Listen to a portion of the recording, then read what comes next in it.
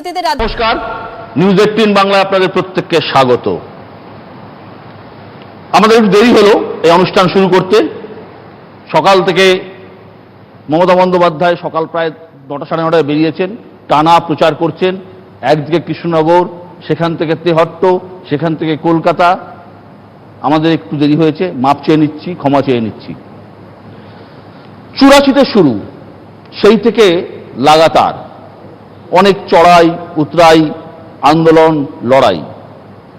হাওয়াই চটি পায়ে দেখতে দেখতে আজ 2021-এ আজও একই রকম স্ট্রিট ফাইটার, রণাঙ্গনে রণংদেহী।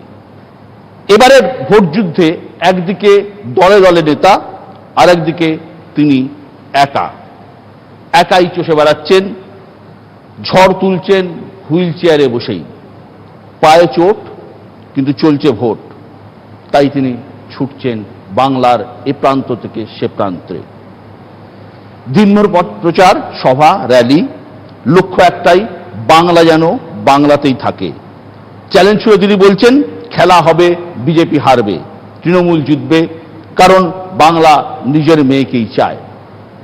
বাংলার মেয়ে মমতা বন্দ্যোপাধ্যায় হাজার ব্যস্ততার মাঝে আজ নিউজ 18 বাংলায় আমাদের মুখোমুখি। নমস্কার দিদি, নিউজ 18 বাংলা আপনাকে স্বাগত। শুভ নববর্ষ। শুভ নববর্ষ সকলকে। একটু দেরি হয়েছে, তার কারণ হচ্ছে সকালবেলা আমি গিয়েছিলাম কলকাতা থেকে তেহট্ট, কৃষ্ণনগরের একেবারে মুর্শিদাবাদের বর্ডার। তেহট্ট থেকে মিটিং করে আমরা এলাম কৃষ্ণনগর। কৃষ্ণনগরে মিটিং করার পরে আমরা এলাম নর্থ 24 পরগনার গাইঘাটা বনগা বর্ডার। ওখান থেকে আমরা এলাম তারপরে ব্যারাকপুর, খর্দা। ওটা করে তারপরে আবার কলকাতায় 2 ঘন্টা র্যালি ছিল, করে তারপরে আবার প্লেন ধরে তারপরে আমাদের আসতে হয়েছে এখানে। ওয়েদারটা একটু খারাপ ছিল, যাই হোক একটু আসতে আমাদের টাইম লেগেছে, বেশি টাইম লেগেছে, সুতরাং সেই জন্য একটু দেরি হয়ে গেছে, আমরা ক্ষমা প্রার্থী। হ্যাঁ, অনুষ্ঠান শুরুর আগে একটা জিনিস জানবো, আপনার পা কেমন আছে এই মুহূর্তে? পায়ের অবস্থা কি মানুষ জানতে চাইছে, জনগণ জানতে চাইছে পায়ের অবস্থা? আমার পা এখন অনেক ভালো আছে। আগে এখন যদি বলেন যে 75% কমে গেছে, আমার 25% ফোলাটা এখনো আছে, এবং আমি এখন আর পাটা খুলে দেখাইও না। আপনি জানতে চাইলেন বলে, দেখুন আমার এখনো প্লাস্টার করা আছে। আমি বলেছিলাম ডাক্তারকে যে আমার প্লাস্টারটা খুলে দিন, কিন্তু যেহেতু ওখানটায় ওই লিগামেন্টের জায়গাটা বেশি লেগেছে, গোড়ালির ওই জায়গাটায়, এবং যেহেতু ওটা একটু থেতলে গেছে, যাওয়ার মতো হয়েছে, ফলে ওই জায়গাটা ফুলে আছে এখনো, কিছুটা জায়গা আবার গর্ত হয়ে গেছে, হাতটা মানে ম্যাশড হয়ে গেছে, এরকম একটা ব্যাপার আছে। তো সুতরাং সেই জন্য একটু টাইম লাগছে, বাট আমি মোটামুটি এখন ভালো আছি। আপনি ভালো থাকুন, সেটা আমরা চাই। শুরু করছি একটা রাজনৈতিক ইস্যুতে তো যাবই, এবং এটাও রাজনৈতিক ইস্যুর বাইরে নয়, যে করোনা কিন্তু পশ্চিমবঙ্গে বাড়ছে, সারা দেশে তো ভয়ানকভাবে বেড়েছে। উত্তরপ্রদেশ, বিহার, রাজস্থান, গুজরাট, দিল্লি, মুম্বাই, মহারাষ্ট্র সব মিলিয়ে মানে সাংঘাতিক অবস্থা। তো এই 8 ফেজে নির্বাচন, আপনি একটা নির্বাচন কমানোর প্রস্তাব দিয়েছিলেন, ইলেকশন কমিশন যদিও শোনেনি, কিন্তু এই যে করোনার যে পরিস্থিতি, এটা আপনাকেও নিশ্চয়ই উদ্বিগ্ন করে তুলেছে। দেখুন, আমি প্রতিদিন সকাল, দুপুর, সন্ধ্যে, রাত্রি 4 বার আমার চিফ সেক্রেটারি বা হেলথ সেক্রেটারি বা হোম সেক্রেটারির সাথে আমার কথাবার্তা চলে কন্টিনিউয়াস। আমি বাইরে থাকলেও আমি প্রথমে খবর নিই, সকালে খবর নিই, দুপুরে খবর নিই, বিকেলে খবর নিই, রাত্রে খবর নিই। কারণ আমার বাংলায় যদি কোনো কারণে কেউ যদি কোনো অস্বস্তিতে পড়েন বা তাদের কোনো বিপদ হয়, তাহলে আমার দায়িত্ব, নির্বাচন প্রচার চলছে, আমরা বাধ্য হচ্ছি তাই প্রচার করতে।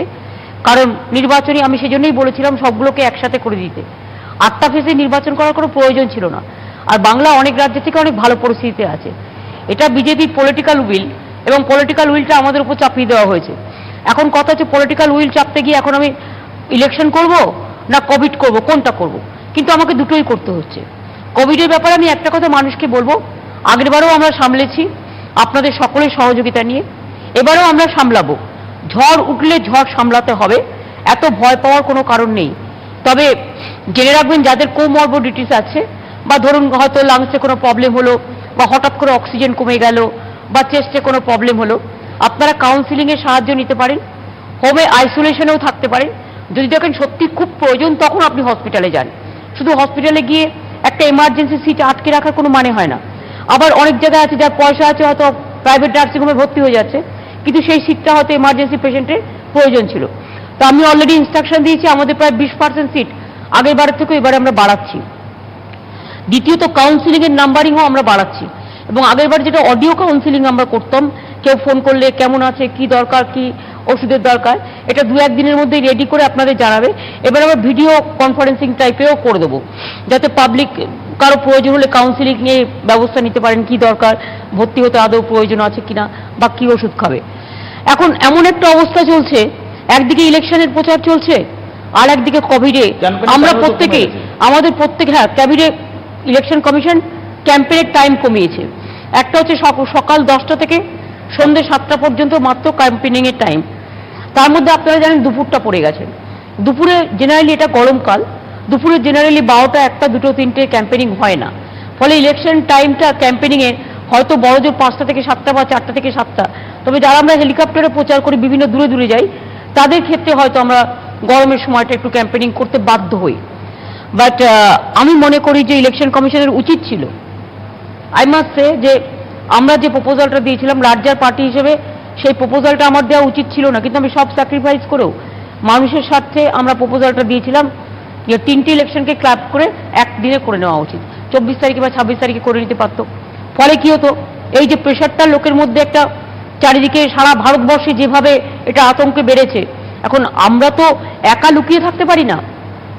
আমার এখানে বহিরাগত প্রচুর লোক এসছে ইলেকশনকে কেন্দ্র করে, হাজার হাজার লোক আউটসাইডার এসছে, এবং তারা বিভিন্ন রাজ্যের লোক, এবং যে রাজ্যগুলো থেকে এসছে, আমি রাজ্যগুলোর বিরুদ্ধে নই, আমি রাজ্যগুলোকে ভালোবাসি, মানুষগুলোকেও ভালোবাসি, কিন্তু লোক তো কাউকে ছেড়ে কথা বলে না। এখন কথা হচ্ছে সেই সব রাজ্য থেকে যারা এসছে তারা কোভিড টেস্ট না করে এসছে, ফলে হাজার হাজার লোকেদের কোভিডও হয়েছে, কিন্তু তারা চেপে গেছে। ফলে ইভেন আমার 1.5 লক্ষের মতো সেন্ট্রাল প্যারামিলিটারি ফোর্স এসছে বিভিন্ন অর্গানাইজেশনের, সিআইএসএফ বলুন, সিআরপিএফ বলুন, আপনি বিএসএফ বলুন, আপনি আইটিবিটি বলুন, বিভিন্ন এসএসবি বলুন, তাদেরও তো প্রত্যেকের কার যে কি অবস্থা আমরা কিছু জানি না।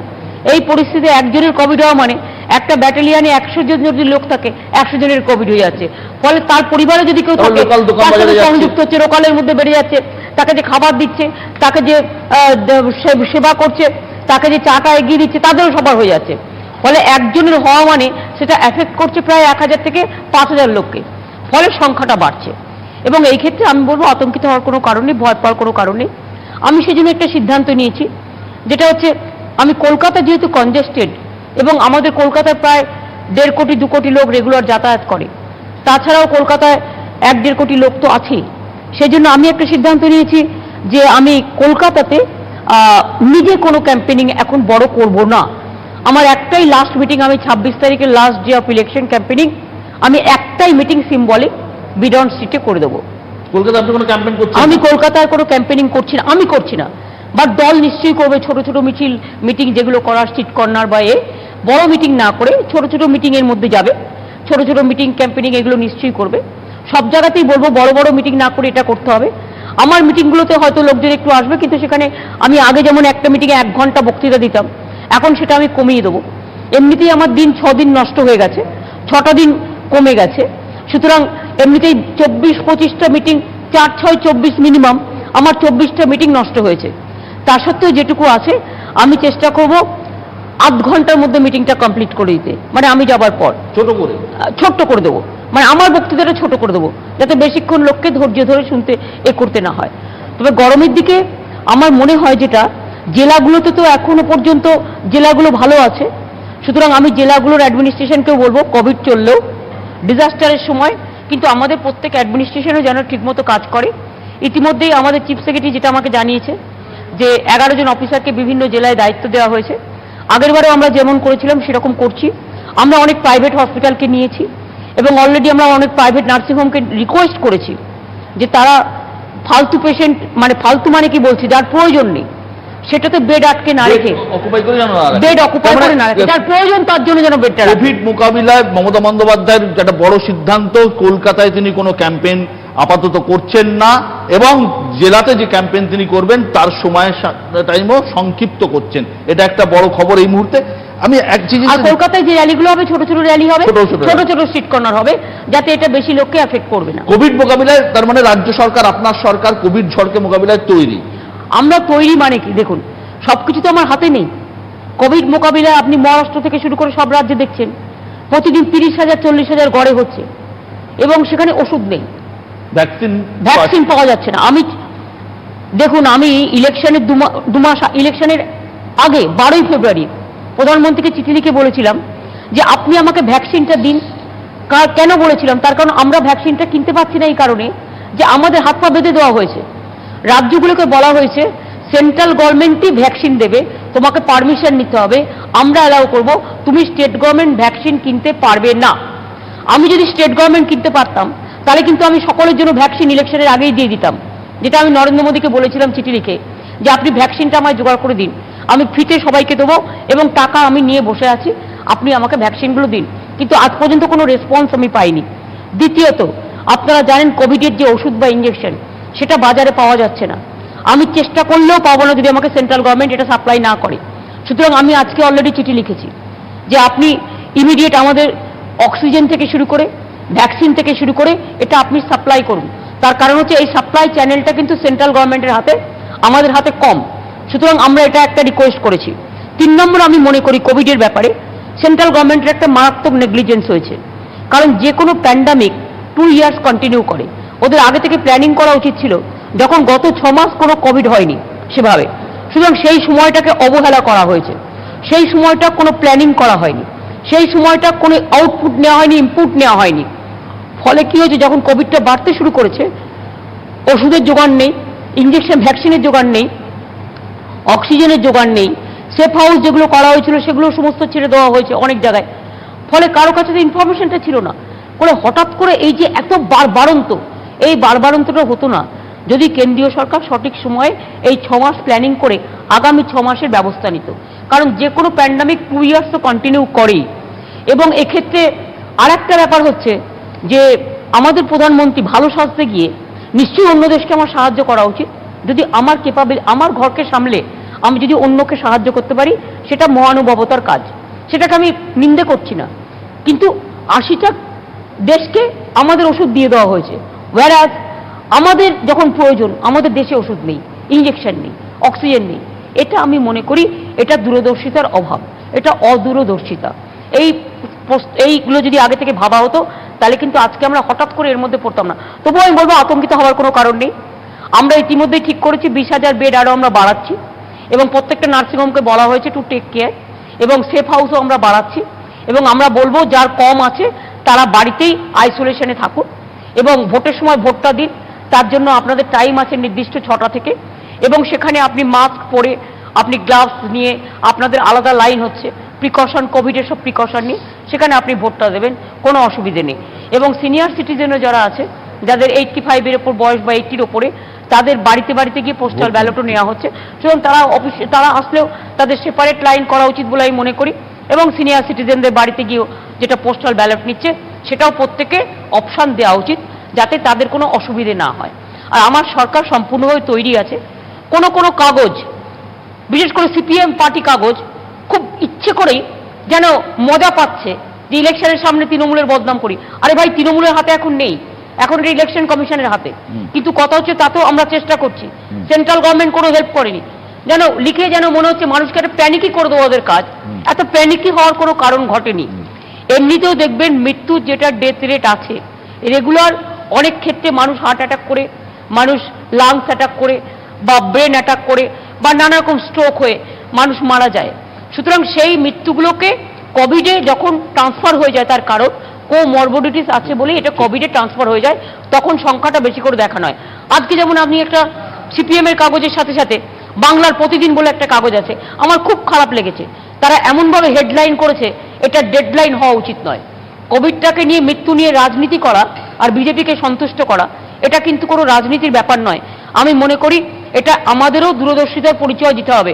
আমাদের কাজ মানুষকে ভয় দেখানো নয়, আতঙ্কিত করা নয়, সচেতন করা। মাস্কটা একটু পরবেন, একটু স্যানিটাইজার ইউজ করবেন, একটু ভিড়ে গেলে একটু দূরে দাঁড়াবেন, জাস্ট এইটুকু। এইটা করতে পারলেই কিন্তু অনেকটা হয়ে যায়। যদি 5 দফার ভোট তো হয়ে গেল, প্রায় 180টা সিটে নির্বাচন হয়ে গেছে, কি বুঝছেন? দেখুন, আমি যদি মানুষকে বুঝে থাকি, আমি তো মানুষের সাথে মিশি দীর্ঘদিন ধরে, আর আমি দীর্ঘদিন রাজনীতি করেছি, এবং এতটা ফাইট আমাদের করতে হয়েছে তার কারণ তখন কোনো সোশ্যাল নেটওয়ার্ক ছিল না, বা টেলিভিশন চ্যানেল বা কিছু ছিল না। ফলে আমাদের হয়তো আমরা 2001 সালে পরিবর্তনটা হতে পারতো বামফ্রন্ট সরকারে, কিন্তু সেটা হতে পারেনি, তার কারণ তারা টোটালটাই রিগিং করে ইলেকশনটা করেছে। আমরা তো সেটা করি না, আমরা গণতন্ত্রটাকে বিশ্বাস করি, আর ইলেকশন কমিশন টোটালি বিজেপি যা বলে তাই করে, এবং তারা যে আমাদের কথায় চলে না এটা আপনাদের খুব পরিষ্কার। সুতরাং অ্যাডমিনিস্ট্রেশন থেকে শুরু করে টোটাল ইলেকশন কমিশনের যে ম্যাটারটা আছে তারা টোটালি রুলিং পার্টি, মানে দিল্লি যারা রুলিং পার্টি তাদের হেল্প করে। সুতরাং আমরা চাই ফ্রি অ্যান্ড ফেয়ার ইলেকশন হোক, ইম্পার্শিয়াল ইলেকশন হোক, পিসফুল ইলেকশন হোক, শান্তিতে মানুষ ভোট দিক। আমি যতটুকু গেস করতে পেরেছি, আরো 3টে ফেজ বাকি আছে, let us wait for the final result. But 5টা ফেজ ইলেকশন করে আমি এটুকু বুঝেছি মানুষ আমাদের পক্ষে। আমি কোনো অবিবেচক লোক নই যে নরেন্দ্র মোদীর মতো আমি সেঞ্চুরি করে ফেলেছি বলে আগে থেকে চিৎকার করব, বা অমিত শাহর মতো যে আমি 135টা পেয়ে গেছি, যেন মনে মনে মনে হচ্ছে যেন মেশিনটার মধ্যে উনি ঢুকে গেছেন, বা কোনো একটা প্রেতাত্মা ঢুকে গিয়ে থাকে। এবার আমরা 200 আসন থেকে বেশি আসন পাবো। 70টা পাক তো আগে। আমি দেখুন, যদি রাজনৈতিক কারণে বলতাম তাহলে আমি বলতাম একটাও পাবে না, কিন্তু আমি বলেছি 70টা পাক আগে। আমি 70-এর মধ্যে রেস্ট্রিক্টেড করে দিয়েছি, বিকজ কংগ্রেস এবং সিপিএম এর কিছু আসন ওরা পাবে, আমাদেরও কিছু পেতে পারে, বাট পাল্টা আমরাও আবার ওদের আসন পাবো। এটা মাথায় রাখতে হবে, ইলেকশনে এগুলো চেঞ্জ হয়। কিন্তু আমার সবচেয়ে খারাপ লাগে যেটা, আমি কালকে দেখছিলাম জামালপুরে সিপিএম এর একজন লোক বলছে, নেতা, যে আমরা সিপিএম কংগ্রেস আমরা সংযুক্ত মোর্চা না কিসব মোর্চা টোর্চা প্রতিবার এক একটা বানায়, জোটের নামে ঘোট, তারপরে মোর্চা না মোচা আমি জানি না। তো তারা বলছে যে আমরা সবাই মিলে তৃণমূলকে হারাতে চাই, তাই আমরা ঐক্যবদ্ধ হয়ে লড়াই করছি। কোথায় আদর্শ, কোথায় উদ্দেশ্য, কোথায় রাজনীতি, আমি কিছু বুঝি না। বাট আমরা এই রাজনীতিটাকে বিশ্বাস করি না। আমরা বিজেপির বিরুদ্ধে লড়ছি বিকজ তারা দেশটাকে দলানুদশে পরিণত করেছে। আমরা বিজেপির বিরুদ্ধে লড়ছি তার কারণ তারা একটা সাম্প্রদায়িক দল। আমরা বিজেপির বিরুদ্ধে লড়ছি তার কারণ তারা দাঙ্গা করে মানুষ মারছে। আমরা বিজেপির বিরুদ্ধে তার কারণ ডাবল ইঞ্জিন বলছে, পশ্চিমবাংলায় পরিবর্তন করে ডাবল ইঞ্জিন নিয়ে আসবো। তোমার মোদী সরকারের ডাবল ইঞ্জিন কেন? তোমার তো 6 বছর হয়ে গেল, 6টা ইঞ্জিন আছে। তো 6 বছরে তোমার 6টা ইঞ্জিন হয়ে গেছে। 6টা ইঞ্জিনে তুমি কি করেছো? তুমি কি কাজ করতে পেরেছো যে তুমি ডাবল ইঞ্জিন বাংলায় করবে? তুমি নোটবন্দি করেছো 6 বছরে, তুমি লকডাউন করেছো 6 বছরে, কোভিড করে লোক মেরেছো তুমি। যদি আমি বলবো রোগটা তোমার হাতে নয়, বাট তুমি ব্যর্থ হয়েছো, তোমার ইন্টেলিজেন্স ব্যর্থ হয়েছে। তুমি বারবার আমাদের সেনাদের তোমাদের প্রাণ দিতে হয়েছে, আমাদের সেনাদের তোমরা প্রোটেকশন দিতে পারোনি, আমাদের জওয়ানদের তোমরা প্রোটেকশন দিতে পারোনি, আমাদের যারা বিভিন্ন জায়গায় কাজ করে এত লোক মারা যাচ্ছে। হোম মিনিস্টার দেখুন বর্ডার না সামলে 365 দিন এখানে পড়ে আছে। বাংলা ওনার চাই, বাংলা আমরা দেবো না তো প্রত্যেকে চাই, বাংলাকে আমরা গুজরাট করতে দিচ্ছি না। আর এই নির্বাচনের সময় আমাদেরও কি কম খাটতে হচ্ছে? আজকে 1.5 মাস ধরে আমাকে ধরুন, আমি তো পা ছেড়ে দিন, আমাকে পা নিয়ে যন্ত্রণা নিশ্চয়ই সহ্য করতে হয়েছে, বাট এটাকে আমি ইস্যু করিনি। তার কারণ আমি মনে করি মা বোনেদের যে দুটো পা আমাকে অনেক শক্তি দিয়েছে, ভাই বোনেরাও আমাকে অনেক শক্তি দিয়েছেন। আমি এসব নিয়ে কোনো মাইন্ড করি না, কারণ বছরের পর বছর মাথা থেকে পা ভাঙা, হাত ভাঙা, কোমর ভাঙা আমার অনেক হয়েছে। আমি এইখানে আপনি যেটা বলতে চাইছেন সেটা জিজ্ঞেস করবো যে আপনি জীবনে তো অনেক লড়াই লড়েছেন, জীবনে ছাত্র অবস্থা থেকে লড়েছেন, 84 সাল থেকে ফাইট করতে করতে করতে করতে আসছেন। এবারের লড়াই কি আপনার কাছে একটু বেশি কঠিন লড়াই বলে মনে হচ্ছে? না, আগে আমাকে আমারটা কমপ্লিট করতে দিন, যেটা আমি লাস্ট শুরু করেছিলাম। তো ও ইঞ্জিনটা কোথায় গেল? ইঞ্জিনের নাম করে তো মোদী সরকার ইঞ্জিন, এমন ইঞ্জিন, রেলের 75% প্রাইভেটাইজেশন করে দিচ্ছে, কোল প্রাইভেটাইজেশন করে দিচ্ছে, সিভিল এভিয়েশন বন্ধ করে দিচ্ছে, প্রাইভেটাইজেশন করে দিচ্ছে, বিএসএনএল বন্ধ করে দিয়েছে, এমটিএনএল বন্ধের খাতায়, সেল বন্ধের খাতায়, প্রাইভেটাইজেশন করে দিয়ে সমস্ত শেয়ার বিক্রি করে দেওয়ার খাতায়। তো কোল, সেল, রেল সবই যদি বিক্রি করে দেয় নরেন্দ্র মোদী সরকার, তার মানে তো দেশে 10 কোটি বেকার তৈরি হবে। তার মানে তার ইঞ্জিন 6 বছরে কি কাজ করলো? তার ইঞ্জিন নোটবন্দি, পাবলিক সেক্টর বন্ধ, গভর্নমেন্ট সেক্টর বন্ধ, বেকার বৃদ্ধি করা, লকডাউনের নাম করে ব্যবসা বন্ধ করা, ইকোনমিতে ডিজাস্টার করে দেওয়া, দেশটাকে সর্বনাশ করে দেওয়া, দাঙ্গা করে লোক মারা, এবং হিন্দু আর মুসলমান শুধু দাঙ্গা করে বিভাজন করার রাজনীতি নিয়ে তারা একমাত্র বাংলায় ঘুরে বেড়াচ্ছে। কিন্তু বাংলা এমনই একটা রাজ্য, বাংলা থেকে স্বাধীনতা আন্দোলনের জন্ম হয়েছে, বাংলা থেকে নবজাগরণের জন্ম হয়েছে। বাংলার রাজা রামমোহন রায় সতীদাহ প্রথা সংস্কার করেছিলেন, যেটা পরে সতী প্রিভেনশন অ্যাক্ট বেঙ্গল অ্যাসেম্বলিতে পাশ হয়ে ওটা চলে গিয়েছিল সেন্ট্রালে। রাজীব গান্ধীর সময় সেটা দিল্লিতে, আমি পার্লামেন্টে এমপি ছিলাম যাদবপুরের বলে আমি জানি, that act was pass at the time of Rajiv Gandhi. এবং আপনাদের আমি বলি যে ঈশ্বরচন্দ্র বিদ্যাসাগর বাল্য বিবাহ রোধ করেছিলেন, বিধবা বিবাহ প্রচলন করেছিলেন, মেয়েদের শিক্ষার ব্যাপারে সবচেয়ে বড় কাণ্ডারি ছিলেন। রবীন্দ্রনাথ ঠাকুর বঙ্গভঙ্গ আন্দোলনকে রুখে দিয়ে তিনি হিন্দু মুসলমানের হাতে রাখি পরিয়ে দিয়ে বললেন, বাংলার মাটি বাংলার জল, বাংলার বায়ু বাংলার ফল, পূর্ণ হোক হে ভগবান। বিদ্রোহী কবি নজরুল ইসলাম, আমার খুব খারাপ লেগেছে শুনে, আমি একটা কাগজে এটা দেখেছি, এটা কি চা?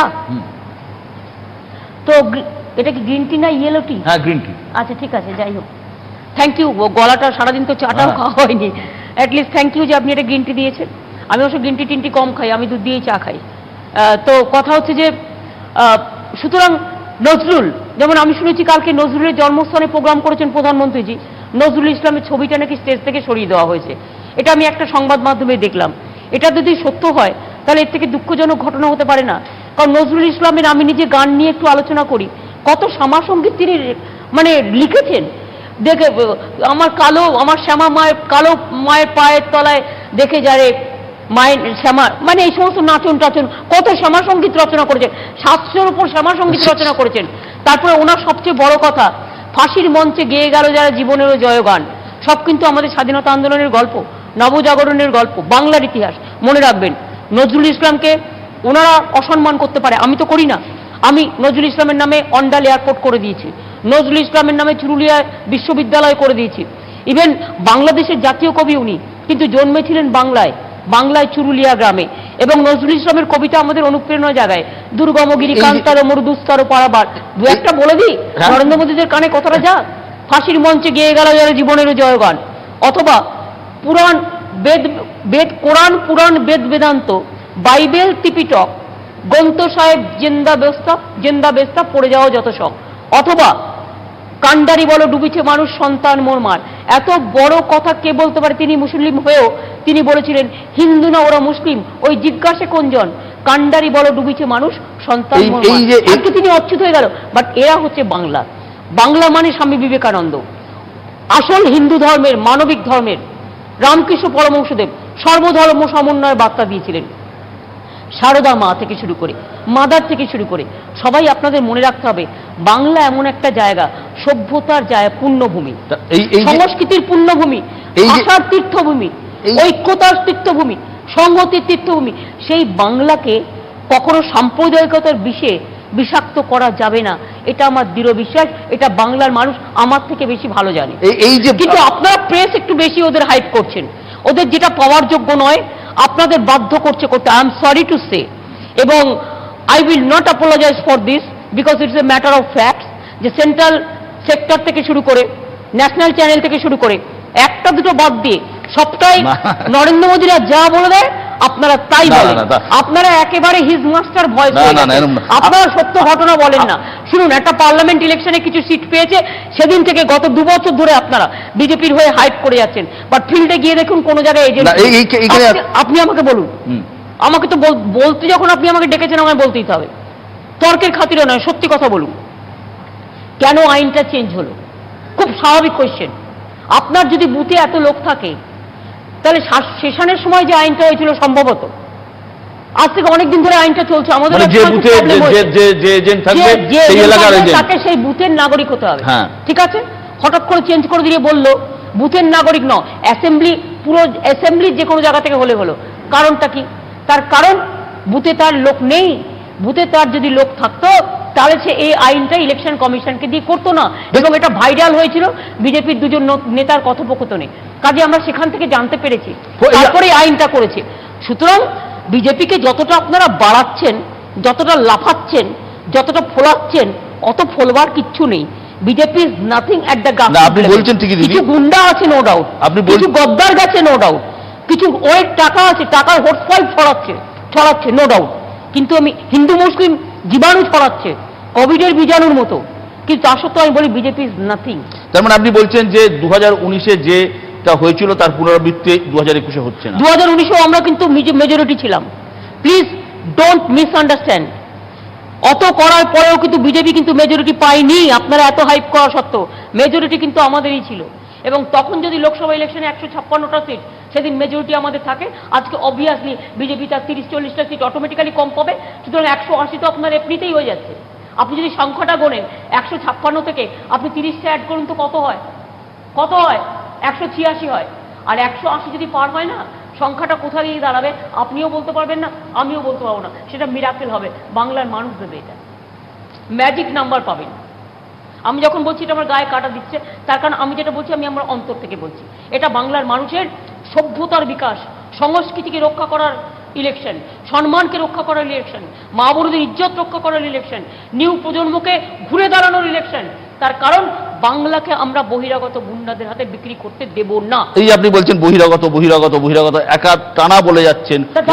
প্রধানমন্ত্রী, স্বরাষ্ট্রমন্ত্রী তারা কি বহিরাগত? তারা বলছেন আমরা কি বহিরাগত? আমরা তো তারা আমাদের অতিথি। জিজ্ঞেস করুন না কত লোককে বসিয়ে রেখেছে। প্রধানমন্ত্রী স্বরাষ্ট্রমন্ত্রীকে আমি বহিরাগত বলছি না, তারা রেগুলার আসুন, কিন্তু কোভিডের সময়ও কিন্তু আসতে হবে, হসপিটালে হসপিটালে ঘুরতে হবে। ওই একদিন ফটোশপ করে পালিয়ে গেলাম চলবে না। আগের বারে কোভিডের সময় একদিনও এসেছিল? আসেনি। এখন ইলেকশন করে বেড়াচ্ছে আর কোভিড ছড়িয়ে বেড়াচ্ছে। আপনি আমাকে বলুন তো, কেন প্রাইম মিনিস্টারের মিটিংয়ে বাইরে থেকে লোক আনা হবে?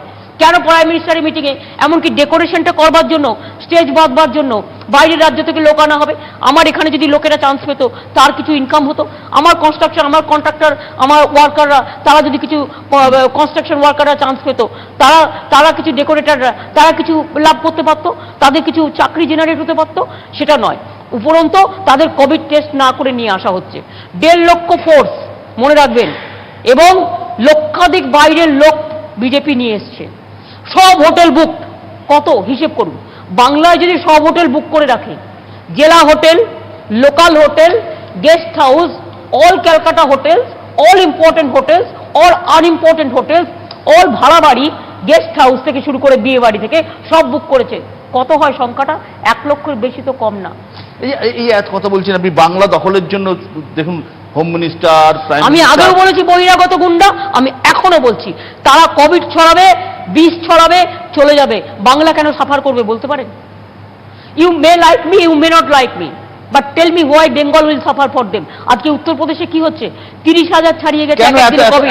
এবং উত্তরপ্রদেশে আপনি শুনলে অবাক হবেন, শ্মশান ঘাটের সামনে প্রাচীর তুলে দিয়েছে যাতে মানুষ দেখতে না পায় কত ডেড বডি পুড়ছে, সংখ্যা যাতে জানতে না পারে। বিজেপির রাজ্য, নিজের রাজ্যকে সামলাতে পারে না। আমার রাজ্যে আমি চেষ্টা করব সামলাতে। ঝড় সবসময় সবাই সামলাতে পারে না। আমাদের এখানে আমফান হয়ে গেল, আপনারা দেখলেন, সবটা তো আমরা সামলাতে পারিনি। জলের খুঁটি পড়ে গেছে, বিদ্যুতের খুঁটি পড়ে গেছে, বাড়ি ভেঙে গেছে, অনেক ক্ষয়ক্ষতি হয়েছে। বাট আমরা সামলেছি, মানে যে দুর্যোগটা হতে পারতো, 19 লক্ষ মানুষ মারা যেতে পারতো, সেটা আমরা সামলে দিয়েছি। আমরা মানুষগুলোকে তুলে নিয়ে এসেছি। এটাই হচ্ছে নিয়ম।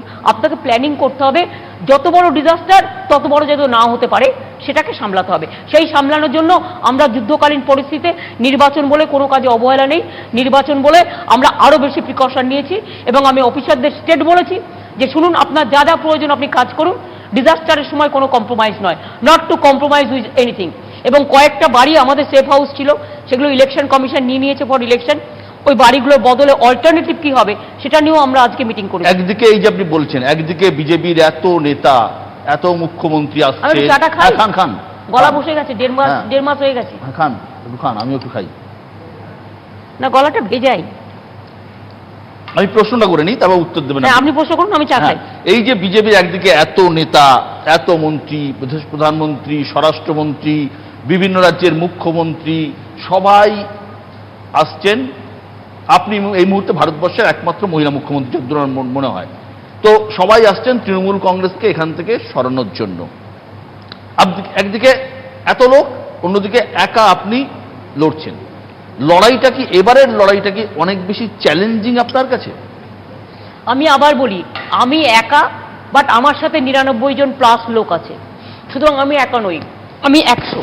আমি 100 এই কারণে বলি, নরেন্দ্র মোদীদের মতো আমি অত বুদ্ধিমান লোক নই, আর নরেন্দ্র মোদীর মতো অত আর্টিকুলেট বা অত ক্যালকুলেশন করে আমি চলি না। বা ধরুন দাঙ্গা করতে গেলেও হেসে দাঙ্গাটা করে দেওয়া, এটা আমার নয়। আমি যদি হাসি আপনি আমায় দেখে বুঝতে পারবেন, আমি যদি কাঁদি সেটাও আপনি আমাকে দেখে বুঝতে পারবেন, কিন্তু ওদের দেখে এটা বুঝতে পারবেন না। সেই জন্য আপনাদের কাছে যেটা আমার বলা মানে আমার মনে হয় যেটা আমি বলছি, সেটা হচ্ছে যে মনে রাখবেন, চ্যালেঞ্জিং তো জীবনে তো everyday is a challenging day, it is nothing. যে কোনো ইলেকশনই চ্যালেঞ্জিং, সে ছোট হোক আর বড় হোক, মিউনিসিপ্যালিটি হোক আর কর্পোরেশন হোক আর অ্যাসেম্বলি ইলেকশন তো চ্যালেঞ্জিং হবেই। সুতরাং এই চ্যালেঞ্জ আমরা অ্যাকসেপ্ট করেছি, কারণ আমি মনে করি 100% পাবলিক আমার সাথে আছে। সুতরাং ওরা লক্ষ লোক নিয়ে আসলেও কিছু হবে না। কোটি কোটি টাকা নিয়ে এসে কিছু লোককে কিনতে পারে যারা লোভী, কিন্তু মনে রাখবেন অনেক ত্যাগী লোকও আছে। এই পৃথিবীতে 3 ধরনের লোক আছে, লোভী, ভোগী অ্যান্ড ত্যাগী। লোভী, সে যখন তখন টাকা দেবেন নিয়ে নেবে। ভোগী শুধু ভোগ করে যাবে, তার ভোগের চিন্তা ছাড়া কিছু নেই, যে কালকে মরে গেলে আমার কি হবে, এ সব পড়ে থাকবে। আর যে ত্যাগী, তাকে আপনি হাজারবার চেষ্টা করলেও, লক্ষাধিক চেষ্টা করলেও তার আপনি মাথা নত করাতে পারবেন না। এটা বাংলা। এই জন্যই রবীন্দ্রনাথ ঠাকুর যে গানটা লিখেছিলেন, আমি এটা পাবলিকের উদ্দেশ্যে বলি, যে আমার মাথা নত করে দাও হে তোমার চরণ ধুলার তলে, সকল অহংকার হে আমার ডুবাও চোখের জলে। এটা আমি পাবলিককে বলি, তাদের কাছ থেকে ইন্সপিরেশন নেওয়ার জন্য। কিন্তু নরেন্দ্র মোদীদের কাছে আই উইল নেভার বাউ down my head, I am not going to compromise, because তাদের হাতে সমস্ত রক্ত মাখা। কম্প্রোমাইজের এরকম এসেছিল যে কম্প্রোমাইজ করা বা এরকম? সে তো তারা সারাক্ষণই এদিক ওদিক করে বিভিন্নভাবে চেষ্টা করে, এজেন্সি দিয়ে, ও দিয়ে যাতে কম্প্রোমাইজ করা হয় নানা রকম ভাবে। তো আমি কম্প্রোমাইজ করলে তো আজকে আমাকে এত গাল শুনতে হতো না। আমি কম্প্রোমাইজ করলে আমাকে এত বড় একটা যুদ্ধ জয় করতে হতো না। এটা তো ইলেকশন নয় যেন মনে হচ্ছে সেন্ট্রাল এজেন্সির কোটি কোটি, হাজার হাজার, লক্ষ লক্ষ কোটি টাকার বিরুদ্ধে আমাকে একা লড়াই করতে হচ্ছে। ইভেন প্রাইম মিনিস্টার নিজে জানেন, তিনি যতবার এসছেন, প্রাইম মিনিস্টার, হোম মিনিস্টার থেকে শুরু করে তাদের প্লেন ভাড়া কত খরচ গেছে, তাদের হেলিকপ্টার ভাড়ায় কত খরচ গেছে। আমি যতদূর জানি প্রায় 180 না 200টা ফ্লাইট নেমেছে এই সমস্ত এদের নেতাদের নিয়ে আসতে গিয়ে, এবং তারপরে আপনাদের প্রায় 40-50টা হেলিকপ্টার লাগিয়েছে।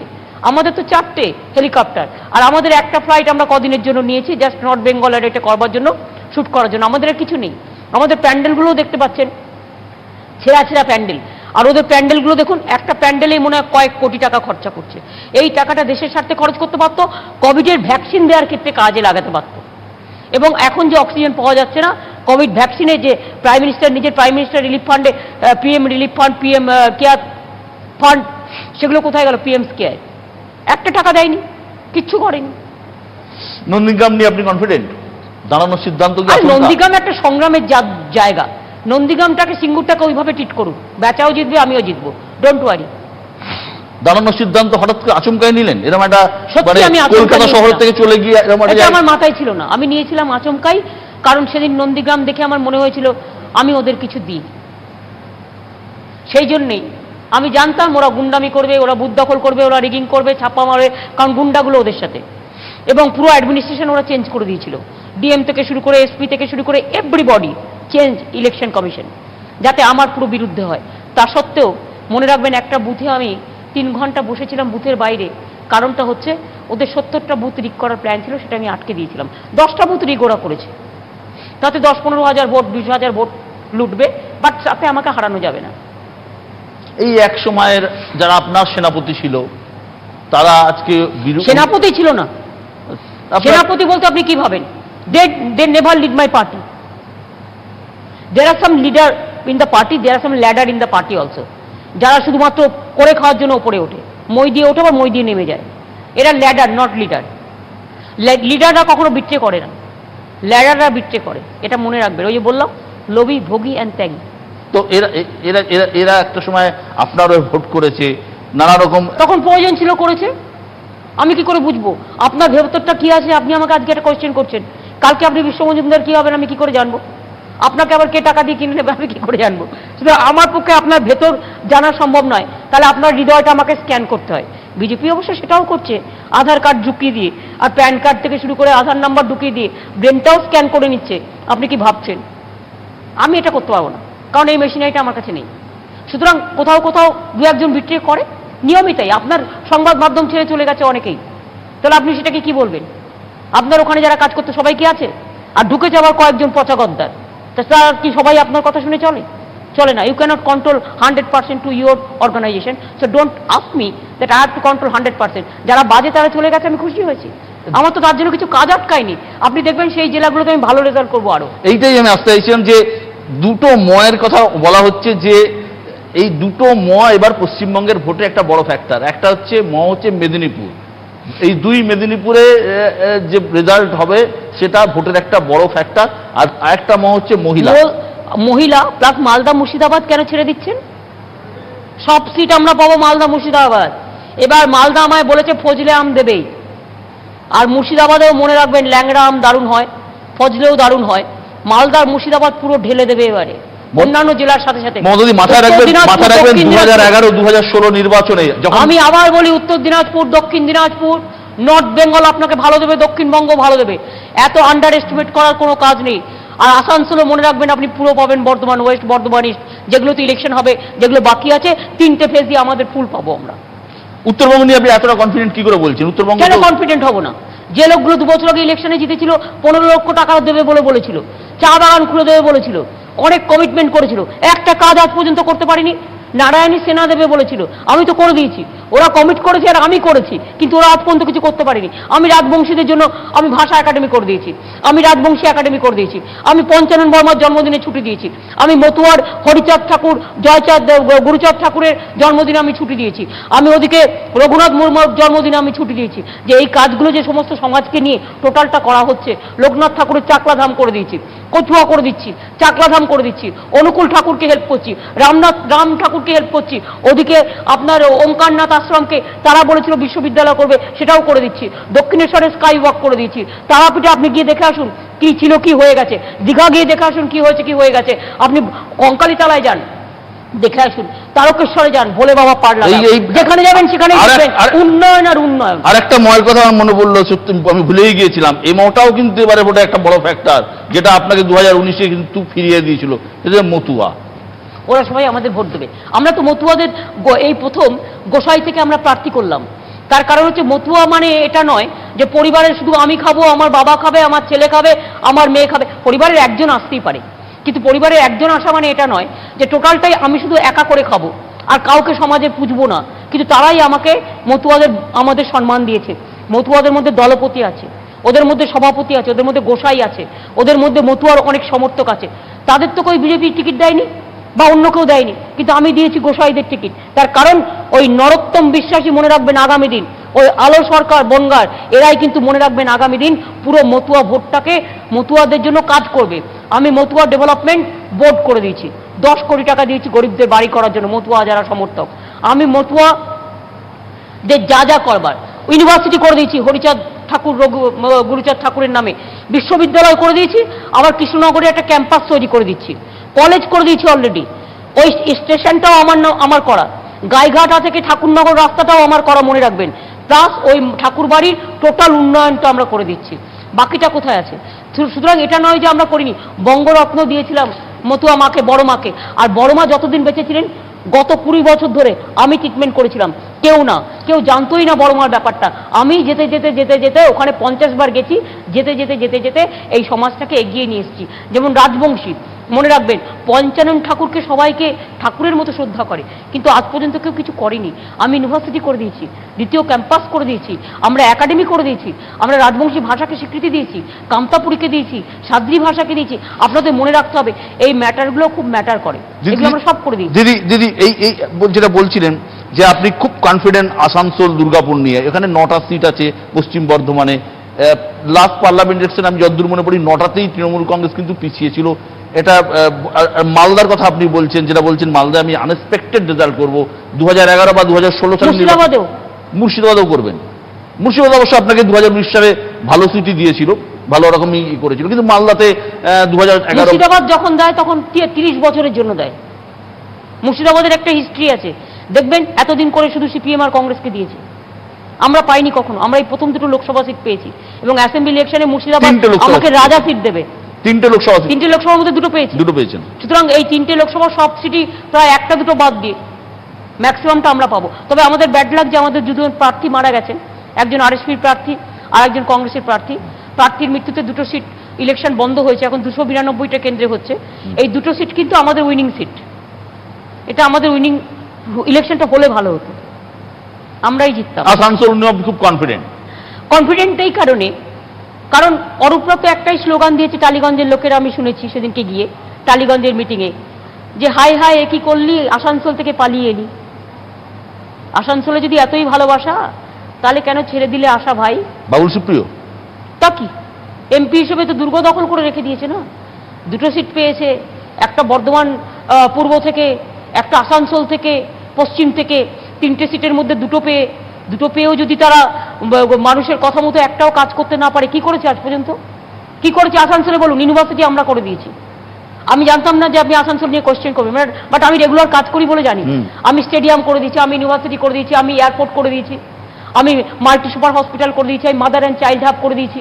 আমি কি করিনি? কর্মতীর্থ থেকে শুরু করে, পথসাথী থেকে শুরু করে, পথশ্রী থেকে শুরু করে, কি করিনি? প্রত্যেকটা করে দিয়েছি, রাস্তাঘাট থেকে শুরু করে এভরিথিং, এয়ারপোর্ট থেকে শুরু করে সব করে দিয়েছি। বাকি কি আছে? এবং আসানসোল বীরভূমকে ঘিরে দেউচা পাঁচমি হচ্ছে, যেখানে world best second world mines যেটা আমরা তৈরি করছি।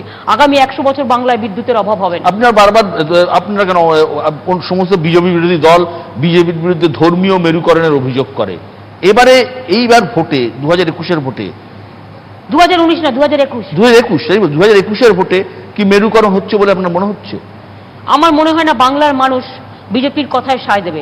বাংলার মানুষ বুঝে গেছেন যে আঙুর ফল টক, এটা অনেক সময় যখন আপনি আঙুর ফলটা না খান ততক্ষণ আপনি বুঝতে পারবেন না যে আঙুর ফল আবার টকও হয়, মিষ্টি কম হয়, টকটা বেশি থাকে, মিক্স আপ থাকে। সুতরাং মনে রাখবেন, মানুষ হয়তো একসময় ভেবেছিল যদি বিজেপিকে ভোট দিয়ে ধর্মের মেরুকরণ করা উচিত বলে আজ পার্লামেন্টে অতগুলো সিট পেয়েছিল। তাতে নানা কায়দাও করেছিল, অনেক এজেন্সি দিয়ে, টাকা পয়সা দিয়ে। আমরা হয়তো সেগুলো ধরতে পারিনি, এটা আমাদের দুর্বলতা বলতে পারেন, কারণ সেদিন আমাদের কেউ নলেজে আনেনি, আমরা বুঝতে পারিনি, বা আমাদের কাছে ইন্টেলিজেন্স রিপোর্টও আসেনি। কিন্তু প্রতিবারে যে একই ভুল হবে তার কোনো ঠিক নেই। মনে রাখবেন, আব্রাহাম লিঙ্কনের এই কথাটা আমি খুব বিশ্বাস করি, যে you can fool all the people some of the time, but you can't fool all the people all the time. একবার গোয়েবলেসের থিওরি খাটে, সবসময় কি আর খাটে? সবসময় যদি খাটতো তাহলে গোয়েবলেসের থিওরি এই কথাটাই বাজারে চালু থাকতো না। মিথ্যে কথা বলতে বলতে লেবু কচলাতে কচলাতে তেতো হয়ে যায়। এই কথা শুনতে শুনতে ইলেকশনের সময়ে আর দাঙ্গা করতে করতে মানুষ যা ভুক্তভোগী, এই যে ব্যারাকপুরে একটা সিট জিতে যে আগুন লাগিয়েছিল, যে তাণ্ডব করেছিল, যে বোমাবাজি করেছিল, তা মানুষ কিন্তু আজও ভোলেনি। মনে রাখবেন, এগুলো ইতিহাস হয়ে যায়নি, এগুলো কিন্তু এখনো মানুষের আতঙ্কের কারণ। সেই জন্য ইলেকশন মানে শান্তি, ইলেকশন মানে সমৃদ্ধি, ইলেকশন মানে গণতন্ত্রে মানুষের বিচার, আমি ভালো কাজ করছি কিনা, আমার রেকর্ড কি বলছে। আমি তো রেকর্ড দিয়েছি, আমাদের কাছে আমরা তো একটা রেকর্ড কার্ড দিয়েছি। বিজেপির রেকর্ড কার্ড কি?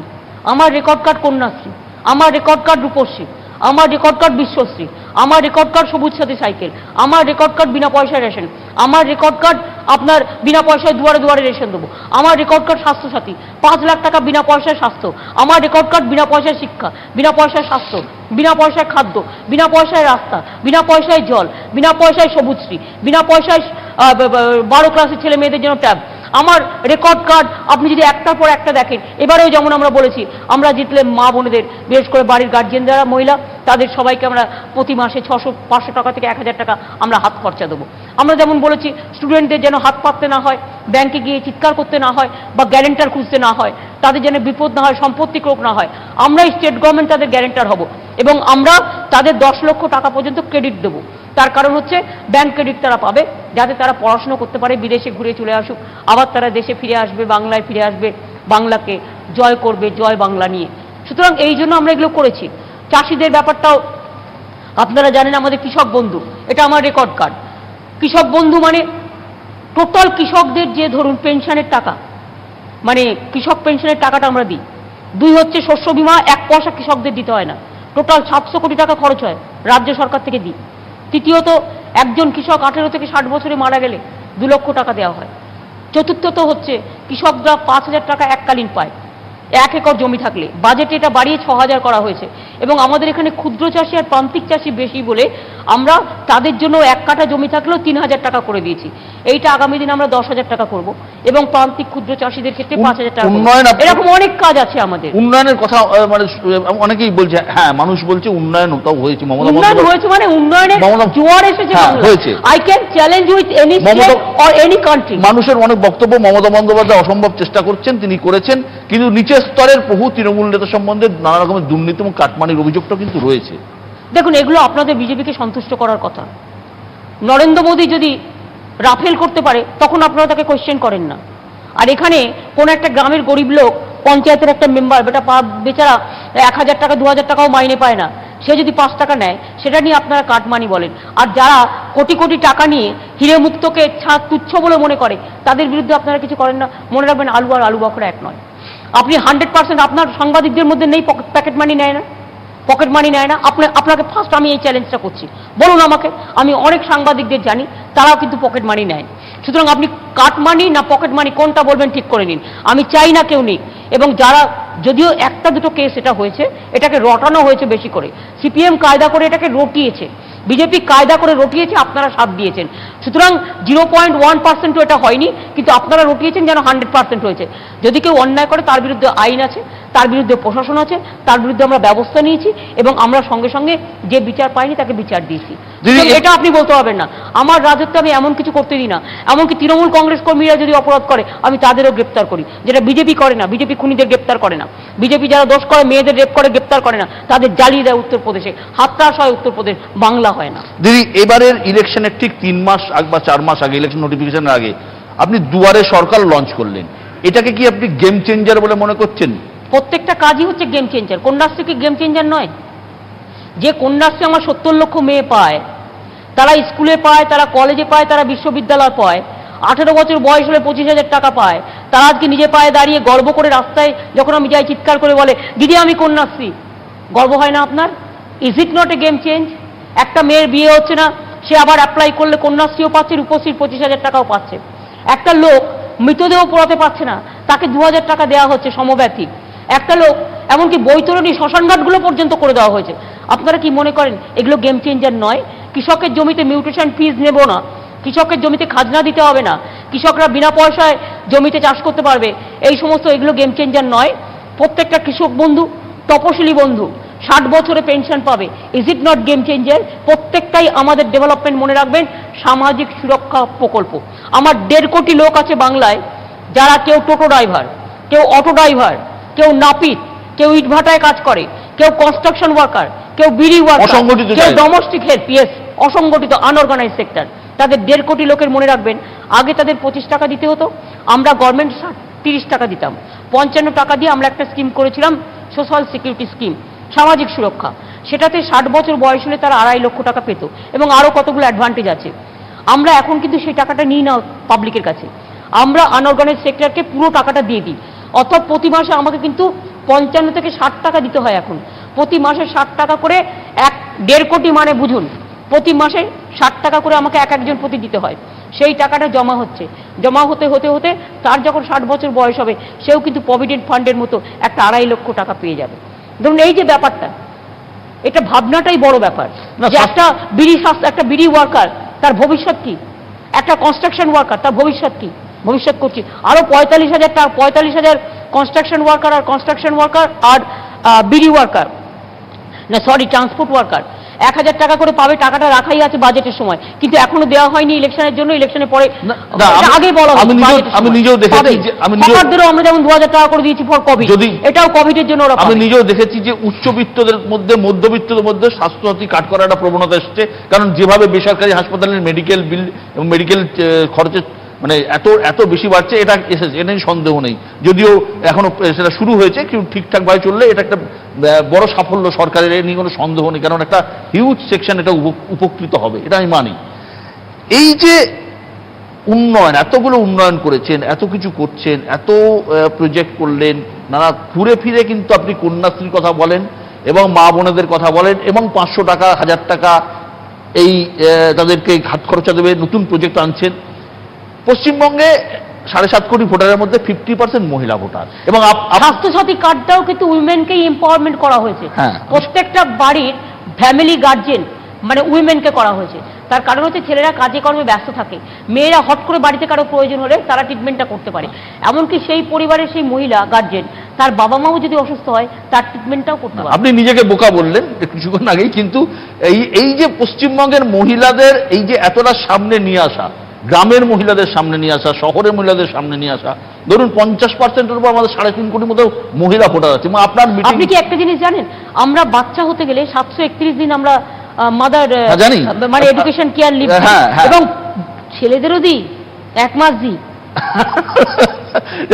আপনি যে কথা বললেন যে প্রায় 3.5 কোটি, 50% মহিলা ভোটার, আপনার মিটিং মিছিল র্যালি যেখানে দেখছি উপচে পড়ছে মহিলাদের সংখ্যা। লোকে বলছে এবারে ভোটে এই মহিলাদের ভোট, ভোটার লাইন, সেখানে দেখছি দলে দলে মহিলাদের ভিড়। এরাই নাকি কি ফ্যাক্টর, এবং এরাই নির্ণয় করে দেবে পশ্চিমবঙ্গে, এরাই গেম চেঞ্জার। এরা গেম চেঞ্জার, সাথে আমার ইয়াং জেনারেশন, নিউ জেনারেশন। এবং বাংলার মানুষ বিজেপিকে টলারেট করে না। শিক্ষাজীবী বলুন, বুদ্ধিজীবী বলুন, বিদ্যাজীবী বলুন, আপনি শ্রমজীবী বলুন, কৃষিজীবী বলুন, সকলে এদের হাতে কোনো না কোনোভাবে অত্যাচারিত।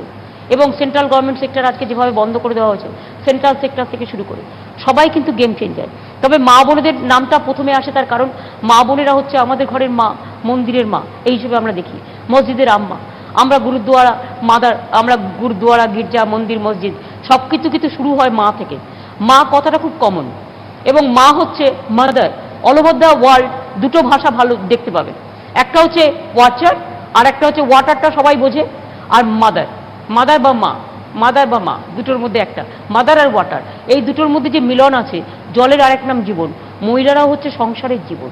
এবং মনে রাখবেন, এটা আমাদের সমাজ, সংসার, শান্তি, সংহতি, উন্নয়ন জীবন। ছেলেরা কি নয়? অফকোর্স, মহিলারা না থাকলে ছেলেরাই বা আসতো কোত্থেকে? মায়ের থেকেই তো ছেলে জন্ম নেয়, ছেলের থেকেই তারপরে আবার একটা পরিবার হয়, আবার একটা পরিবার হয়। কিন্তু মহিলারা যদি ঘরের ভালো হয়, সে সংসারে উন্নতি অনিবার্য। তার মানে মহিলাদের সাপোর্ট আপনার সঙ্গে আছে বলে বিশ্বাস করছেন এবারে? ছেলেদের সাপোর্টও আছে, মহিলাদের এবং ছেলেদের পুরো। মা বোনেরা আমার সম্পদ, আমি কি করে বলি? যে এবারের ভোটে আসাদুদ্দিন ওয়াসি বা আব্বাস, এদের নাম বলবেন না তো আমার কাছে প্লিজ। আমি এদের সম্বন্ধে কোনো, এরা ভীষণ communal. Don't ask me all this question, rubbish. I am sorry, I can't reply. আপনি বারবার বলছেন এবারের ভোট বাংলাকে বাঁচানোর ভোট, তো এরাও তো কমিউনাল। শুনুন, আমি মনে করি কমিউনাল মানে কি শুধু একটা জায়গায় থাকে? অন্য জায়গায় যদি থাকে আমি তাকেও কন্ডেম করব। I will condemn both the sides, যেখানেই থাকুক। যারা আসল মুসলিম তারা কেউ কমিউনাল নয়, তারা সেকুলার। বাংলার মুসলিমরা মনে রাখবেন, এটাই তার ক্যারেক্টার, যেটা বিদ্রোহী কবি নজরুল ইসলামের কথায় বারবার আমরা ঘুরে আসি, গান্ধীজির কথায় ঘুরে আসি। স্বামী বিবেকানন্দের থেকে বড় হিন্দু কি ওরা নাকি? আমরা স্বামী বিবেকানন্দের হিন্দুত্ব মানবো না নরেন্দ্র মোদীর হিন্দুত্ব মানবো? একটা দাড়ি থাকলেই বুঝি হিন্দুত্ব হয়ে যায়? আপনি তো দাড়ির পেছনে কি আছে? দাঙ্গা, দাঙ্গা। তো চরম হিন্দুত্বের মোকাবিলা আপনিও তো বলছেন, অভিযোগ করে বিজেপি, আপনিও নরম হিন্দুত্ব দিয়ে করছেন। আপনিও তো হিন্দু মুসলিম সবার কথাই। আমি সবার কথা বলি, আমার কোনো এর জন্য আমার কোনো অপরাধ নেই তো। মন্ত্র কেন পড়বো না? মন্ত্রও পড়ি, আল্লাহও বলি, আবার মাদারও বলি, God is good, God is great. কে বলে? মে গড ব্লেস ইউ, এটাও বলি। এটা তো ইংলিশদের কথা, এটা তো খ্রিস্টানরা বলে বেশি। মঙ্গল দীপ জ্বালো, অথবা ওদের কথা বলো তার কি অপরাধ, জন্ম হয়েছে যার পাকে। কত গান আছে, ভুলে গেছেন? বিশ্বপিতা তুমি হে প্রভু, কত গান। আমি অন্ধকারের যাত্রী, প্রভু আলোর দৃষ্টি দাও। দের আর সো মেনি এক্সাম্পল। এই যে মাথা ভাঙায় গুলি চললো, 4 জন মারা গেল, এবং এটা প্রকারান্তরে যেভাবে গুলি চলেছে এবং সেন্ট্রাল ফোর্সের এটা একটা হ্যাঁ বলেছেন, আমি শুনছি। আবার আমাকে মেসেজও দেখে নিতে হবে, কারণ এমার্জেন্সি যদি কিছু আসে সেটা আমাকে সঙ্গে সঙ্গে কাজটা করতে হবে। সেটা আমি সবসময় চোখ থাকে, আমি অলওয়েজ মনিটর করি। তো আপনি আপনার কোয়েশ্চেন করে যান, আমি আমার কাজ করি। হ্যাঁ, তো যে এবারের ভোটে এটা কতটা প্রভাব ফেলবে? কোনটা? এই যে সেন্ট্রাল ফোর্সের গুলিতে 4 জনের মৃত্যু। দেখুন, আমরা কখনো মৃত্যুকে গ্লোরিফাই করি না, কিন্তু যারা এভাবে মেরেছে তারা তো অন্যায় করেছে, দোষীদের তো শাস্তি হওয়া উচিত। এবং যারা মারা গেছে তাদের কি অপরাধ? তারা ভোটের লাইনে ছিল, আরেকটি ছেলেও মারা গেছে, তারই বা কি অপরাধ? আমি মনে করি যে ভোট পিসফুল হওয়া উচিত। সেন্ট্রাল ফোর্সকে তো কেউ বলেনি গুলি চালাতে। কে ইনস্ট্রাকশন দিয়েছে? ম্যাজিস্ট্রেট ইনস্ট্রাকশন দিয়েছিল। সেদিনে সমস্ত সিস্টেম মানা হয়েছিল? কিচ্ছু করা হয়নি। ওপর থেকে গুলি চালিয়ে দিয়ে জাস্ট স্প্রে করে দিয়েছে মনে হচ্ছে বন্দুকটা, একেবারে জেনোসাইড, যেন মনে হচ্ছে ঝর্ণা বয়েছে রক্তের। এরকম আমি ডেড বডির ছবিগুলোতে দেখেছি, একদম বুকের ওপরে গুলি চালিয়ে দিয়েছে, মারবো বলেই মেরেছে। It's a planned murder. আপনার ফোনের যে অডিও ক্লিপ বাইরে চলে এলো যে আপনি আপনার দলের নেতা, ওটা যেহেতু এখন বিচারাধীন আছে, মানে তদন্তাধীন আছে, তাই এটা নিয়ে আমি এখন বলবো না কিছু। তার কারণ তদন্ত যখন করতে দেওয়া হয়েছে, এফআইআর হয়েছে, আমি চাই আইনের পথে চলুক।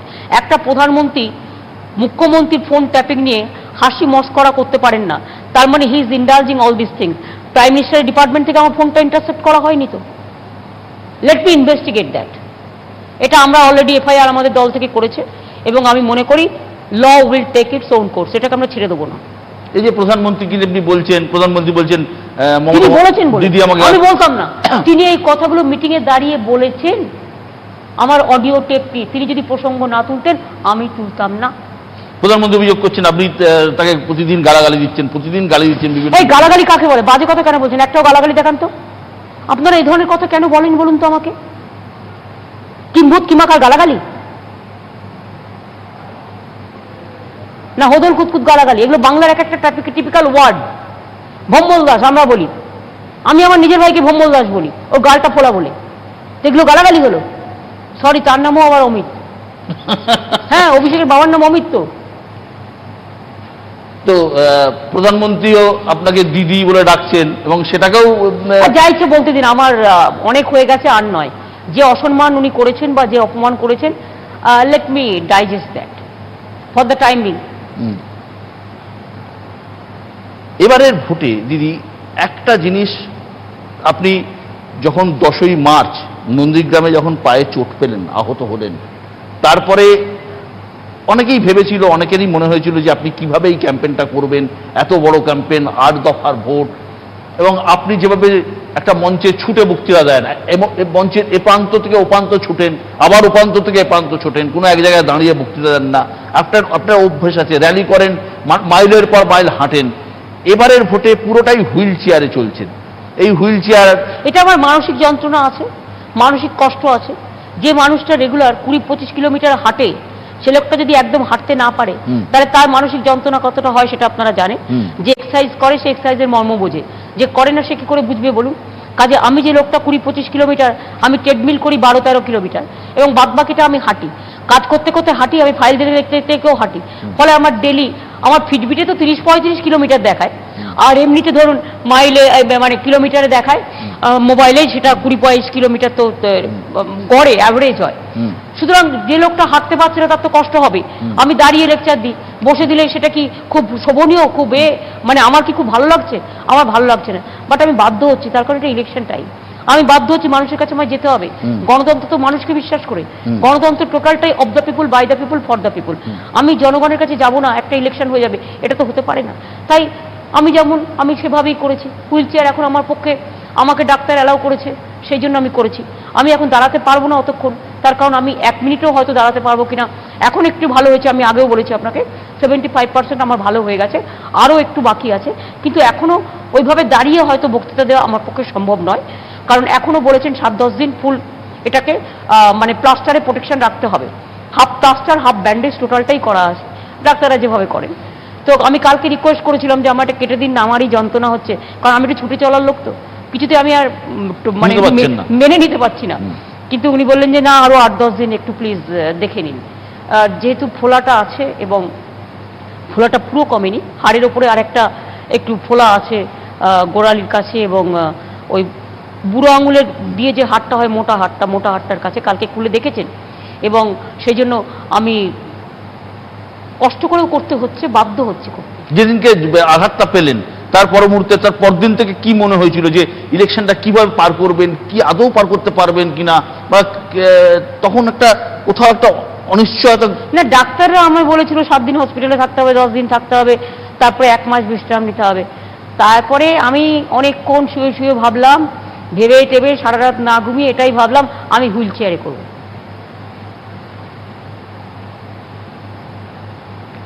এই যে জনগণ দেখছেন, যারা আপনাকে দেখতে আসছে, হুইল চেয়ারে মমতা, হাজার হাজার লোক, তারা মানে এটাই দেখতে আসছে যে এটা তারা দেখতে অভ্যস্ত নয়। আপনি তাদের মুখ থেকে, তাদের মুখ দেখে, আপনি তো পালস বোঝেন, জনগণের পালস বোঝেন, 38 বছর ধরে আপনি জনপ্রতিনিধি, কি বুঝছেন? না, মানুষ বুঝতে পারছে আমার কষ্ট হচ্ছে, কিন্তু আমার কোনো উপায় নেই। কিন্তু এটাও ঠিক যে মা বোনেদের মুখ দেখলে সব ভুলে যাই। আমার মনে হয় মা বোনেদের ওই পা দুটো আমার একটা পাকে আরো অনেক ভালো করে দিয়েছে তাড়াতাড়ি, এবং আমি মনে করি যে হয়তো আমি 6 মাসও বিছানায় থাকতে পারতাম, এটাও তো হতে পারতো। সুতরাং এটা মানুষের, ঈশ্বরের আশীর্বাদ, আল্লাহর দোয়া যে আমি 1 মাস 1.5 মাসের মধ্যে এটা অনেকটা ভালো করতে পেরেছি। ডাক্তারদেরও অনেক ধন্যবাদ সকলকে। সুতরাং যে ঘটনা ঘটেছিল সেই ঘটনাটা তো ইভেন আমার গলাটাও কাটা পড়তে পারতো। আপনারা সেদিনকে ঘটনাটা যদি দেখে থাকেন, যেভাবে গাড়িতে এটা চেপে দেওয়া হয়েছিল, আমার গলাটাও তো কেটে যেতে পারতো। তা পায়ের ওপর দিয়ে বাঁচিয়ে দিয়েছে, গলাটাও তো কেটে যেতে পারতো। কাজে মনে রাখবেন, এটা বলছি বারবার করে, কাজে গড ইজ গ্রেট সামটাইমস, এবং এটা পাবলিকের আশীর্বাদ, মা বোনেদের আশীর্বাদ। ভাইয়েরাও আমাকে খুব ভালোবাসে, তারা আমাকে কখনো এভাবে হুইল চেয়ারে দেখতে অভ্যস্ত নয়। বাট আমাদের যে কোনো সময় যে কোনো ব্যাপারে মানিয়ে নিতে হবে, এটা আমাদের ধর্ম। আর আমি তো 10-15 দিন পরে হাঁটবই, কি আছে, এখনো হাঁটতে পারি যদি ডাক্তার আমাকে অ্যালাউ করে। অবশ্য আমাকে দেখতে হবে সেটা টেস্ট করে যে আদৌ আমি পারছি কিনা।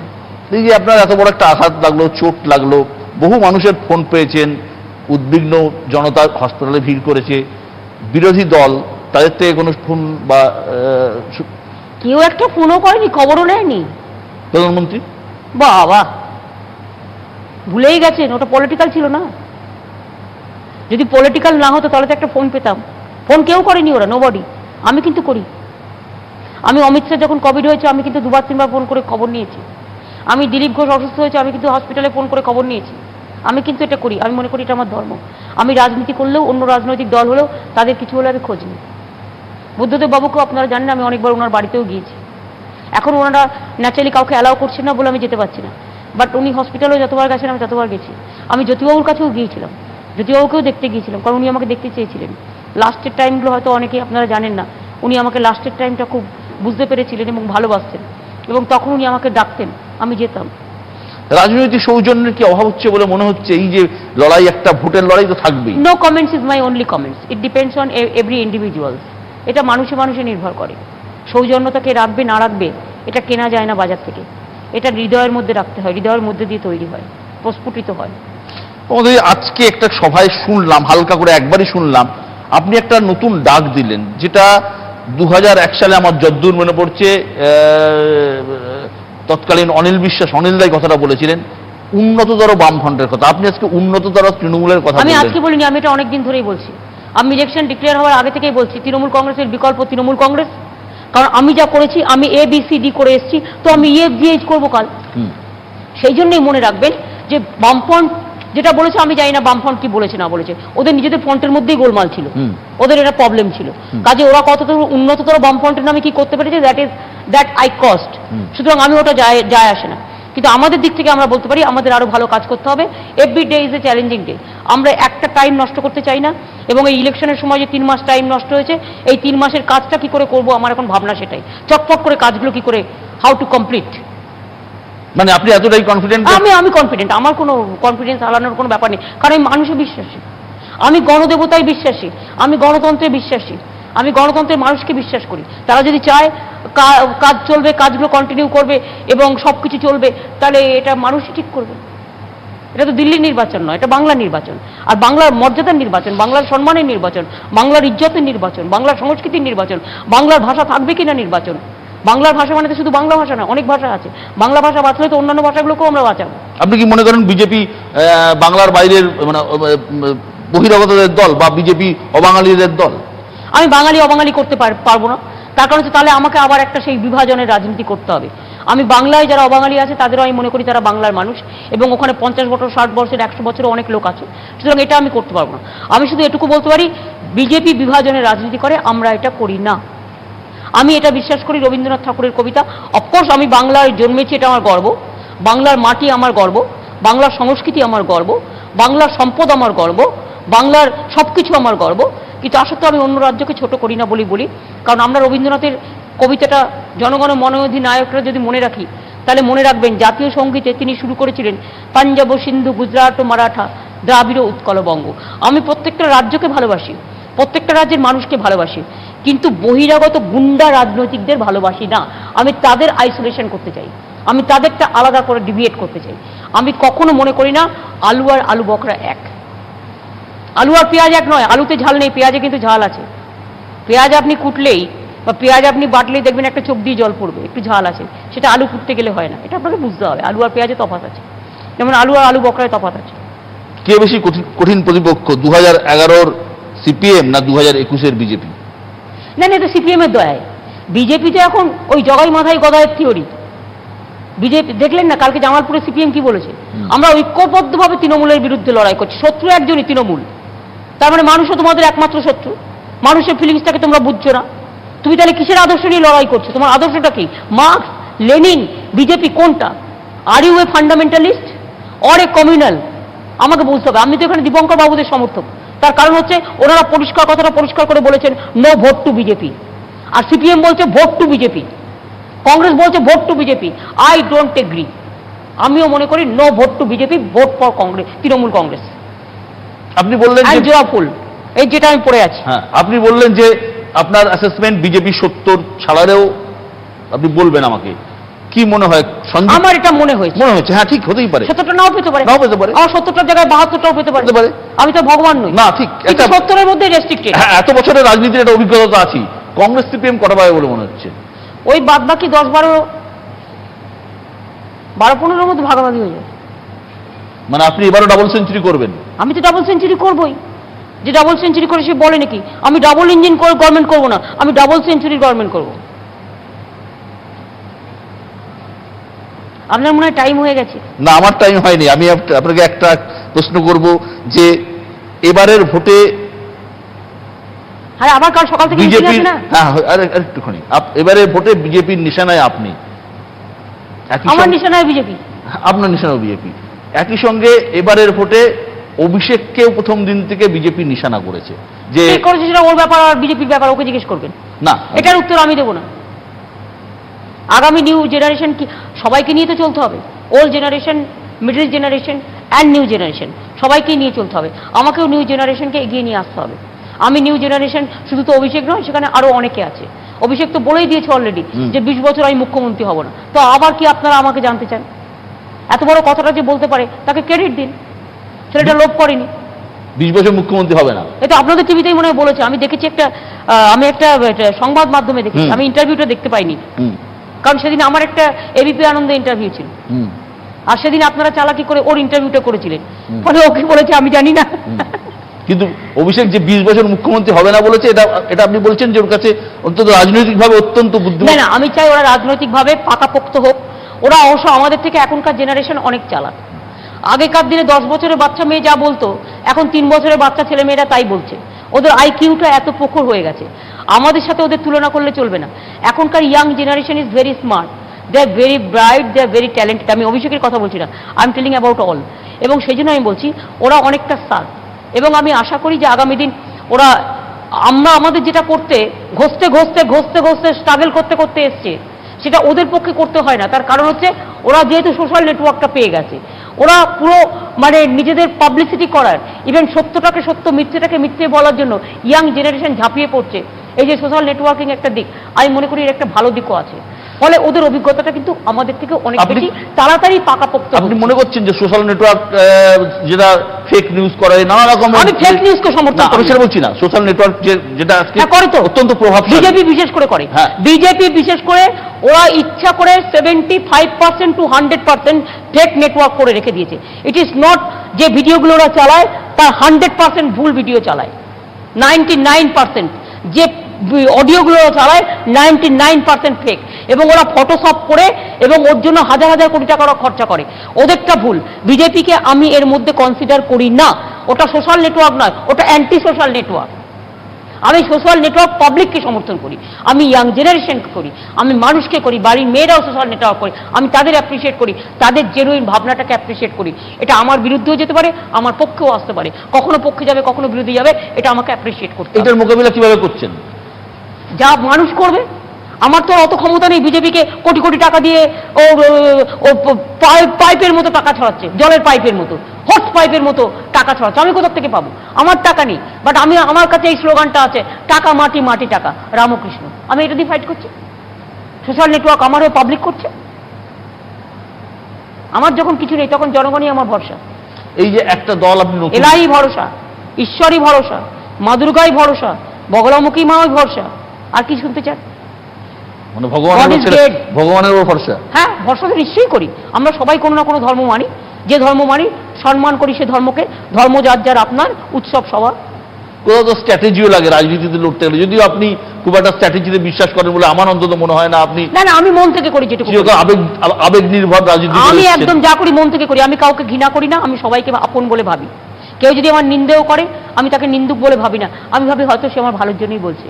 চেষ্টা করি সবসময় যে ক্রোধটাকে রুখে রাখতে পারবো তার কোনো মানে নেই, বাট আমি অনেক প্রাণায়াম করি বলে এখন আমি অনেক কুল হয়ে গেছি। তবে হ্যাঁ, এমন কুল করবেন না যে আমি এয়ার কন্ডিশন ওই ফ্রিজে চলে গেলাম। মানে রামকৃষ্ণের মতো ফোঁস করতেও জানেন, ঠিক টাইমে ফোঁস করতে কে বারণ করেছে? আমি তো তোকে কামড়াতে বারণ করেছি, ফোঁস করতে তো বারণ করিনি। যে কথাটা আপনি বলছিলেন যে আপনি নতুন জেনারেশন তুলে এনেছেন, এরকম তো এর আগেও আপনি নতুন জেনারেশন, আমি অনেক মেয়েদের তুলে এনেছি। ইয়াং জেনারেশনের মধ্যে প্রচুর আমার মেয়েরা আছে, এবং তারা কিন্তু ছেলেদেরও টোটাল মানে ছেলেদের সমান পায়ে পা দিয়ে পাল্লা দিয়ে তারা লড়াই করছে এবং they are very good, very bright, I must appreciate. ছেলেরা মেয়েরা বোদ্ধা, হ্যাঁ, both sides। আমি যেটা বলতে চাইছিলাম, যেটা জানতে চাইছিলাম, যে আপনি নতুন জেনারেশন তুলে এনেছেন, এরকম এক ঝাঁক জেনারেশন তুলে এনেছিলেন, তারা চলে গেল। আপনি কি মনে আরে করেন? তারা নয়, দুজন তিনজন গেছে। হ্যাঁ, আপনি এমন করছেন যেন চন্দ্রসূর্য গ্রহ তারা সব চলে গেছে। না না, যাই হোক গেছে তো, এটা আবার আপনি মনে হচ্ছে এদের যাওয়াটা কোনো প্রভাব পড়বে না, নতুন জেনারেশন এসে এদের জায়গা দখল করে নেবে? দেখুন, দিন বদলাবে, গ্রীষ্মের পরে বর্ষা, বর্ষার পরে শরৎ, শরতের পরে হেমন্ত, হেমন্তের পরে শীত, শীতের পরে বসন্ত আসবেই। বসন্তে কোকিল একটু ডাকবেই, কিছু তো বসন্তের কোকিল এই সমাজে থাকবেই। তার জন্য সব সমাজটাকে ঘৃণা করা বা সব সমাজটাকে অবিশ্বাস করা বা সব রাজনৈতিক সবাই খারাপ, এটা ভেবে নেওয়ার কোনো কারণ নেই। একটা দুটো খারাপ থাকবে, সেগুলোকে যদি শামুকে পা কাটে তাহলে পচা শামুকটা ফেলে দিতে হবে। একটা কথা উঠছে, আমি জেনে নিচ্ছি, সুযোগ আর পাবো না হয়তো, সেটা হচ্ছে যে কেউ কেউ বলছেন যে তৃণমূল কংগ্রেস যদি 150-55-60 গিয়ে আটকে যায়, তাদের আবার একটা মধ্যপ্রদেশের মতো একটা কোয়েশ্চেন ডাজন্ট অ্যারাইজ, এটা পার্লামেন্টের কোয়েশ্চেনের উত্তর দিতাম আমরা। যখন কোনো কোয়েশ্চেন জিজ্ঞেস করতো ওয়েদার দিস ক্যান বি